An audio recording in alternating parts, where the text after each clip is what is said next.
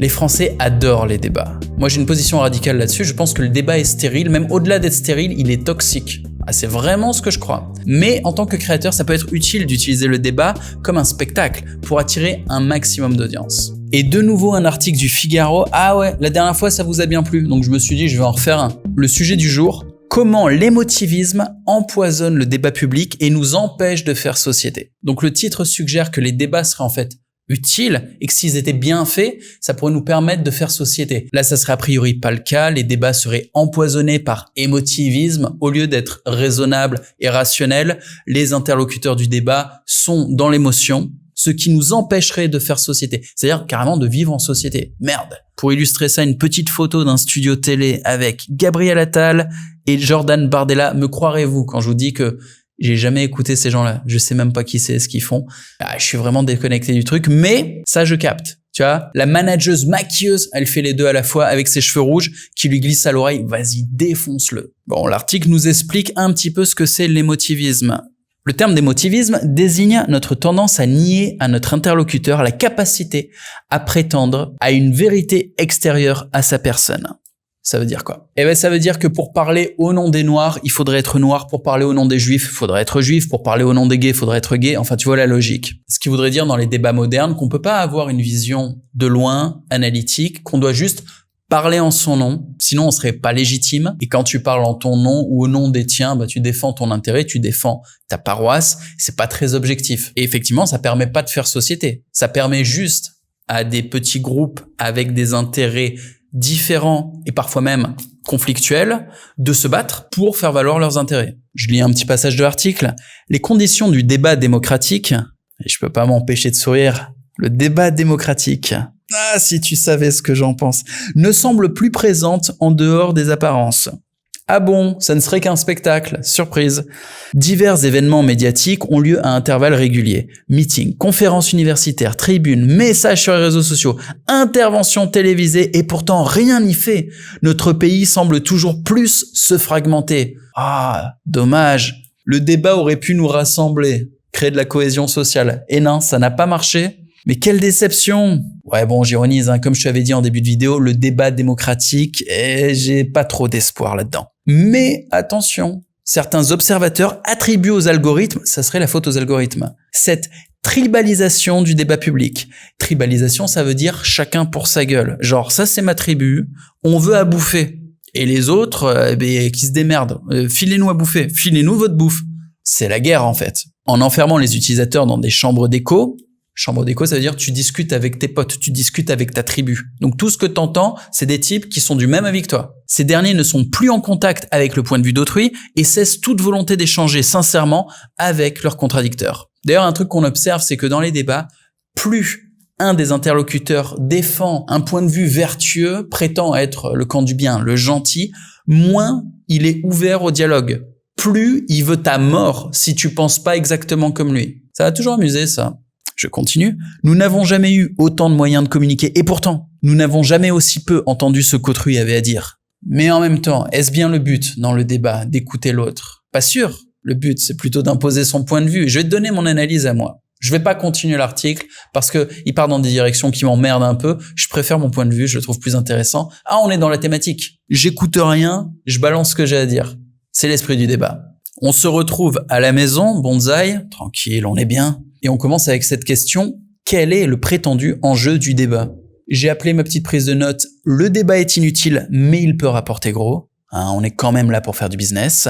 Et on commence avec le prétendu enjeu du débat. Alors, prétendument, on cherche à convaincre son interlocuteur. Également, on fait ça de manière spectaculaire. On fait ça devant le public. On ne débat pas en privé. T'es d'accord? Donc, on essaye aussi de convaincre l'audience que son idée est supérieure, mais pas juste plus intelligente, non, elle est bonne pour le bien commun. Bon, ça évidemment, c'est des conneries. Le véritable enjeu du débat, c'est un combat. Il faut dégommer le mec en face, c'est-à-dire humilier son interlocuteur. Les professionnels du débat qui ont une vraie technique, ils défendent même pas leurs idées. Ils attaquent le mec en face, ils le dégomment. Et on voit souvent des penseurs qui ont l'arrogance de s'embarquer dans des débats contre des professionnels en se disant ça va bien se passer, mes idées sont plus logiques, elles sont meilleures, etc. Non, c'est pas ça le game. Le game, c'est juste de débattre, c'est-à-dire de déboîter l'autre. Et t'as plein de gars avec des idées construites, cohérentes, basées sur des faits, qui se font déboîter par des mecs qui ont des idées de merde, mais qui savent débattre et qui ont l'agressivité d'attaquer de manière complètement malhonnête dès le début du débat. Et ils ont raison de le faire, parce que c'est ça le game. L'autre enjeu du débat, ça va être de porter la voix de ceux dont nos idées servent les intérêts, c'est-à-dire prêcher pour sa paroisse. Parce qu'en vrai, il y a que eux que tu convaincs. Les gens se foutent de savoir quelle est la meilleure idée. Ils vont juste soutenir les idées qui vont dans leurs intérêts. Et c'est ok, c'est normal, chacun pense à sa gueule. C'est la réalité. Il y en a qui vont me dire je suis cynique. Ouais, si tu veux. Mais on est sur une chaîne de Creator Economy, donc ici, on est censé être des professionnels de la communication publique, ce qui fait qu'on doit observer toutes les méthodes et toutes les formes de divertissement public de manière professionnelle. On doit les analyser. L'erreur à ne pas faire, et je vais te la donner, elle est là, c'est de devenir accro à sa propre drogue. Ça veut dire quoi? Ça veut dire être impliqué émotionnellement dans un débat. Le débat est un spectacle à offrir à l'audience. Il faut pas soi-même y croire. Faut pas le prendre au premier degré. Faut avoir du recul par rapport à ce que c'est. Les professionnels du débat, tu crois qu'ils ont pas de recul? Face aux caméras sur le plateau, ils vont s'insulter. Les caméras sont éteintes. Ça se serre la main, limite ça va bouffer ensemble. Faut comprendre qu'on est en train de faire un spectacle. Et si tu comprends pas ou si tu as tendance à oublier, voici les solutions pour garder la tête froide. Déjà, rappelle-toi que t'as pas les infos. Quand tu vois une célébrité politique débattre contre quelqu'un d'autre et que t'es impliqué émotionnellement comme si tu comprenais, waouh! Combien de fois j'ai entendu, ouais, moi à la place du président, non.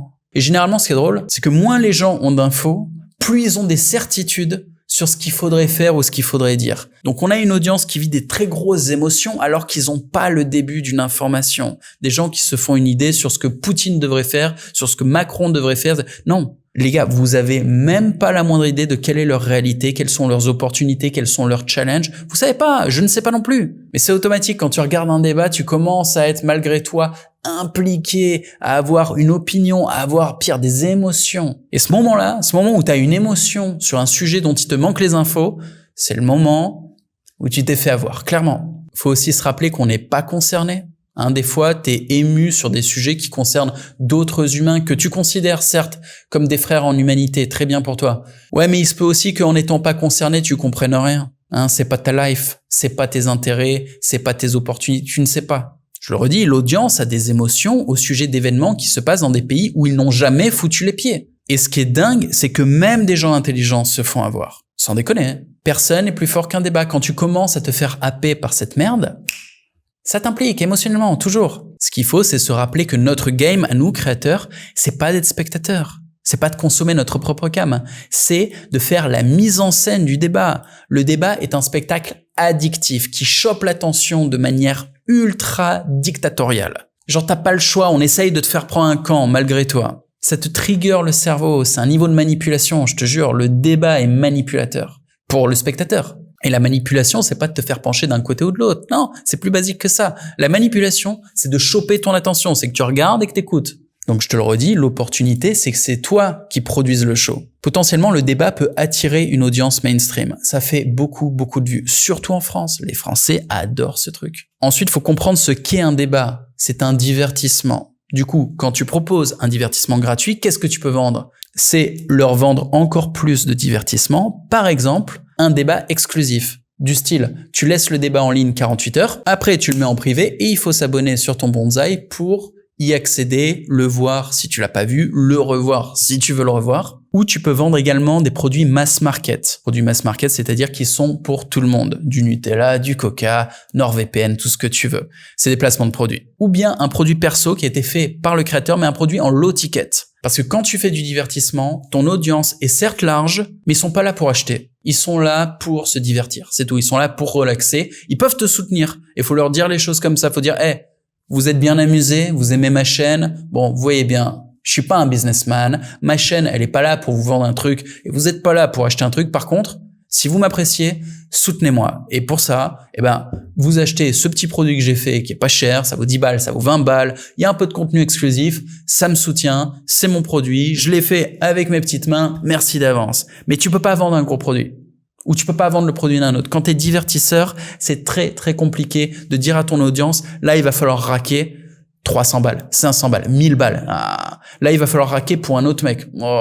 Pareil, ça passe pas. Non. Soutenez-moi ou achetez mon petit produit et en vrai, ça me soutient aussi. Alors du coup, moi, il n'y a pas besoin de me soutenir. Ça va, c'est cool. Même si aujourd'hui, je t'ai fait un peu de divertissement, oui, c'était marrant, vite fait, quoi. Par contre, moi, je peux t'aider. Si t'es un créateur confirmé ou motivé, en description, tu as un lien, tu cliques dessus, c'est gratuit, tu auras un coup de fil avec mon assistant, il te donnera des conseils et si ton projet a du potentiel, il te mettra en contact avec moi. Je te dis à tout de suite, salut.